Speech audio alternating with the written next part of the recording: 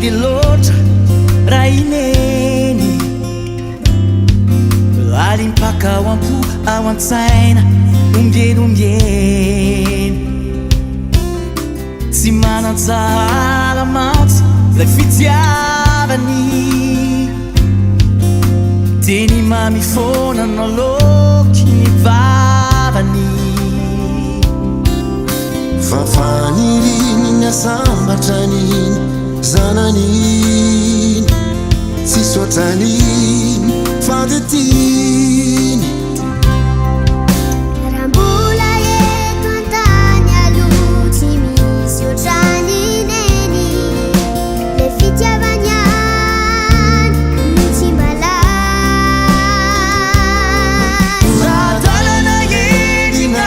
maditrany zanany tiany fona fona rambola eto antany aloha tsy misy oatranineny le fitiavany any no tsy malany nadalana edina maditrany zanany tiany fona fona tiany fona fona tsara ny fitiavana nomen'Andriamanitra ho fifankatiavana ho any ambalilanitra raha ny fisainana nanjakampitiavana soany fiainana fa de manankavana fa isikane natao hifankaty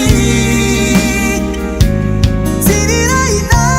tsy voiraky faneziga isikety ka asakasakireo izay tsy ma mifankaty fa tsisy mihoatrany fity maminy fitiavana eo amin'ny mpianaka zay no fanasoavana anireo taranaka kanto ny fitiavana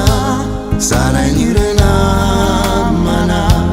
tsy fampitadiavana fa efa fana